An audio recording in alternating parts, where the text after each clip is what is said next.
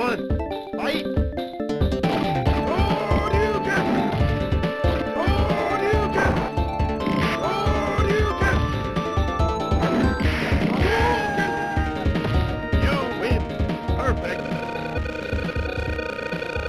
Welcome back, guys, to CyberHack. I know it's been a while, but life has taken place and I actually started a new position. It's been a few months now.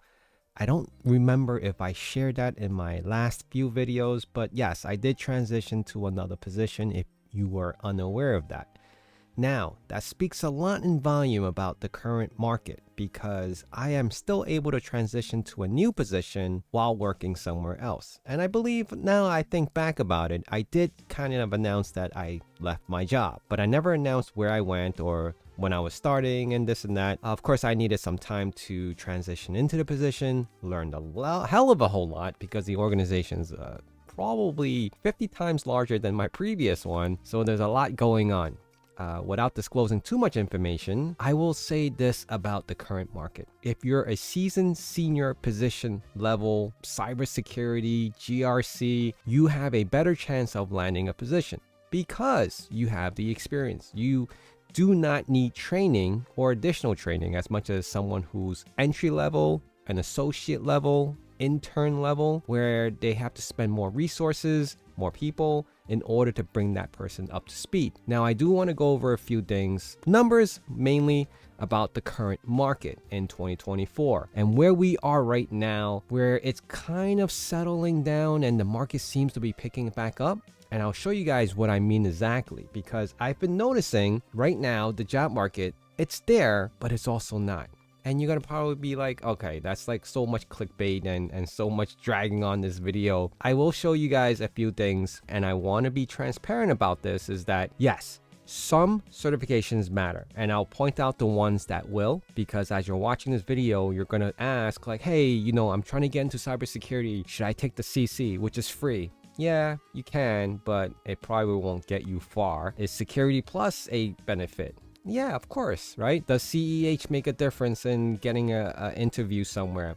Possibly. It really depends on the position, right? You could go down the list of every position, every type of market within cybersecurity. The certification may or may not help that situation. So let's dive a little deeper into what the hell I'm trying to talk about. All right, guys. So I'm very into CyberSeek, which is a great heat map of all these different job openings combined into one, what the current market looks like right now. So national average, which is 85%, meaning there's an average of 85% jobs being filled by cybersecurity professionals, right? And you can click on each one of these, identifying what this all means, meaning that there are only enough cybersecurity workers in the United States to fill 85% of cybersecurity jobs that employers demand. So there's another 25% that's going unfilled. That range is huge. It could go from, SOC level 1 all the way to level 3, 4, 5, and then senior level, management level, director level. All those other roles come into play as far as if it's related to cybersecurity.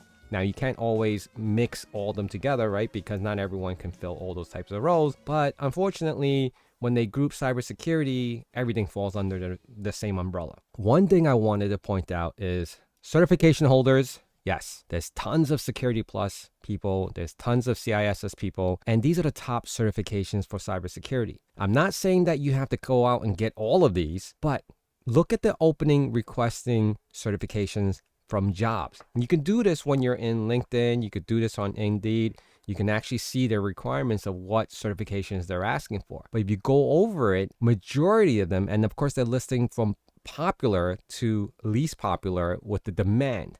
So CISSP is number one, but that doesn't help you if you do not have the 5-year experience. Now you can go and get the associate. That means you can possibly have 0 years of CISSP experience, towards the exam or towards the certification. You can still take the CISSP. You're just not a fully fledged CISSP, meaning no one can certify you until you obtain a certain amount of years of experience in order to become the CISSP. They will not stop you from taking the exam. Of course not, right? Because you're actually paying for it, which isn't cheap. And most likely you would probably fail on your first try or even second try. All right. I'm not saying that in a negative way, but the exam is hard because it's really tricky. All right. The second runner up is Security Plus. That will be probably your best bet getting into cybersecurity before jumping into the CISSP, especially if you have below 5 years of experience. Now, with Security Plus, in my opinion, yes, it's a huge difference between CISSP and Security Plus in the certification realm, but look at the demand, right? It's not far from each other. So you're probably saying, hey, if I can get Security Plus, I could probably get, it's like only half the difference of becoming a CISSP. Yes, in a way, but the job pay is totally drastic, right? You're talking about between the Security Plus making 80,000, 90,000 compared to a CISSP who's making probably 140 and up, right? Maybe 150, 160. Okay. So I'm not going to go into the details of every certification, but you can get a gist of what's going on right here. There's a certain demand for certain certifications. And of course, you don't even see a lot of the other ones who are there, who are out there trying to promote this certifications, right? You don't see the Google certification. You don't see the CC from ISC squared. You don't see CEH mentioned anywhere over here. But although there'll be some type of, Reddit forum which say, oh, CEH is great for breaking into or getting your initial interview. True, possibly, maybe not true. I personally, if I ever seen a CEH for a position that I was hiring for, I'll be like, okay, whatever. I only look at certain certifications in a different light depending on the position that I'm trying to hire for.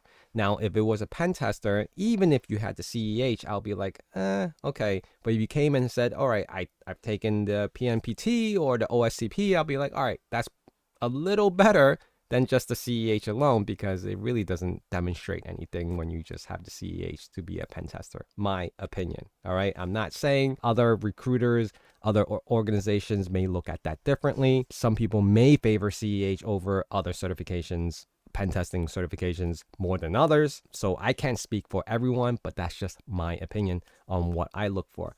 But if you had like CEH, let's just say you had CEH and you have CISSP. That's interesting, right? Like you have two different realms of certifications, but in order to obtain those certifications, you have to have some type of knowledge. So I would be a little more intrigued to kind of get that person in. So does the certification make you as far as a good candidate for a job? Possibly. It really depends on the combination at that point. To reverse that, if you said you had Security Plus and then you recently just took the CC from ISC squared, I'll be like, you're kind of on the entry level, but unless I'm looking for someone entry level, then I'll be like, okay, you have ambition. You're taking more certifications. But when you list too many certifications, whether it's Security Plus and then CC and then CEH and then you go like off the chart and take a, like CISM or something like that, and I'll be like, oh my goodness, like where do you stand, to be honest? Like what direction are you trying to go into? Now, I understand that some of you may be confused yourself, like you just want to get into cybersecurity, no matter what it is, right? And it's difficult. I'm not going to fault you for that. It is challenging. So there are other things besides certifications that will get you into a position. Now, these are the key things, all right? Honestly, it's really just three things. One is your certification. That leads into your experience, your knowledge, what you know and how you do things, right? That's really crucial. You have to have that down packed. You have to know your terminology. Some interviewers may question you, ask you questions on a technical level. Some may ask you on how do you approach certain situations, right? So critical thinking scenarios. And then the next thing is, before you even get to that point, for someone to consider you into a interview for cybersecurity is ultimately your resume format. So it's really crucial that your resume format has to be selling. It has to be basically a flyer for like the best pizza in New York City kind of a flyer, right? You have to come to us and try me and eat everything off of our pies. It just has to sell itself, right? Your resume is basically your flyer, your personal flyer, your advertisement for you, right? I've seen things where it's just unrelatable to the position that they're trying to apply for. And you have to kind of custom tweak it to all these different positions. Because if you don't, now let me take that back. You don't have to customize every single positions, the type of position. If you're going to apply for a SOC, all right, adjust it where there's more terminology, keywords for SOC and SOC related terms, SOC related tools, so on and so forth. You get the idea? Now, if you went to a, let's say, GRC kind of role, make sure you have the governance and the compliance words, keywords in there that you're focusing on and trying to get into, because otherwise, when people are scanning and skimming through resumes, and I guarantee you it does not take more than half a minute to do all this, right? You could have 3 pages. I scan and I skim. I'm not reading line for line. I'm looking for keywords. If you're applying for a GRC role and I see governance and I see GRC, or I see policies, or I see, reviewing or edit compliance policies, audits, and things like that, then I'll be like, okay, all right, we're getting somewhere. And I'll dig a little deeper as I'm seeing these keywords. Then I'll go back and I'll be like, okay, now I'm reading line for line to see what this person's actually doing per experience. One is your knowledge, what you know and how you know it and how you do things, right? That's one. 2 is how you sell yourself, which is going to be on the resume before you even speak to anyone, because no one's going to even talk to you unless they see your resume first. Okay. Now, when they do get to the point where, hey, you're applying for these jobs and you're putting all these positions out there, you're trying to fill these positions, you're putting yourself out there, you're putting your resume out there, and you're looking for these jobs. Once your resume is out there, they're going to go through it. Whether you get a quick response, hey, this position's been filled, or, the next step would be by next week, you get a reply and say, hey, we'd like to speak with you for 30 minutes or so. Now, I'm not saying that that's a guarantee, but you make sure that when you do speak to even the recruiter, you have to be on point. You have to sell yourself. You have to be, everything has to be on that level of professionalism. You can't hold back. Now, I've been speaking to someone, and I'll tell you guys a quick story. I was speaking to someone that got into the second interview, and the second interview consisted of being on site. And this person was highly competitive in the role. He got the initial Zoom interview, right? Video interview conference, and that went really well. Otherwise, they wouldn't have brought him into a second interview in person. Now, the failure of this candidate that didn't do too well was he showed up with a polo shirt and, just really casual, as if it was like a Friday afternoon and you worked at the company for 20 years. So picture that in mind, right? Working for someone for 20 years and kind of just being really relaxed. So you're not at your most prepped up, suit and tie kind of a, environment now. And I think that's what broke it, right? You didn't sell yourself highly at that point. You were too relaxed. And that position ended up not going to this person, even though it went to that level of coming in for the interview on a second interview. At most times, that would have been a done deal. Like, you came in for the second interview, it was guaranteed that you got the job. It was more like, hey, let's meet in person to see how you interact in real life.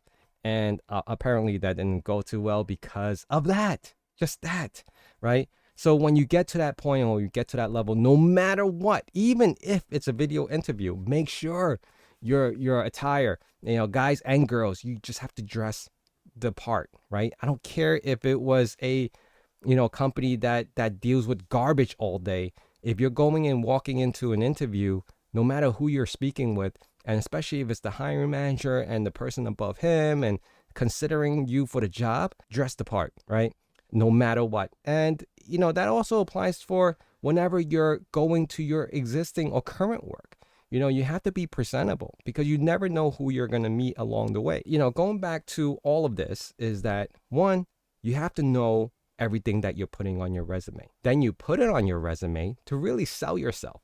And once you get sold, well, I shouldn't say that. Once they consider you for the position because of your beautiful or your attractive resume, you really have to present all of it all at one shot. Going back to all this, I want to say that, certifications matter. The combinations of the certification matters even more. And the certification type really depends on what field you're getting into that matters, that makes it matter, right? So if you're getting to, let's just say, again, pen testing, OSCP, CEH, PMPT, and there's probably a couple more that I'm not saying, I'm just throwing it out there, that, yeah, you fall into that pen test role.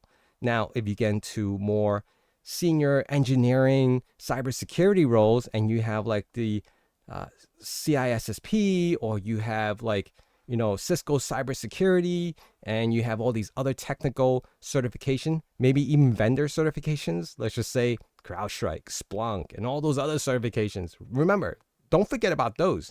People love those, especially if they're using it within their organization. But the only way to really get training and certifications for those is as if you already have access to it and you're working with it, and the company's willing to give you time to learn more about it to get certified. That's the downside. Not everyone has that privilege. I was fortunate enough to have Splunk training and certification, and CrowdStrike training and certification, Zscaler on top of that. It was great, and it's all free, and you really have to spend most of your personal time studying that, which is great. But not everyone has that privilege, and I know a lot of you guys are trying to break through this door, trying to get into the field, and even get to know what those tools look like. It does take some time. You might have to suck it up sometimes and take a networking role or a help desk role to get into those positions. I would say it's not really easy to jump right into cybersecurity without knowing the fundamentals of networking. And that's where I will leave it with today. I want to thank you guys for being here and hitting that subscribe button.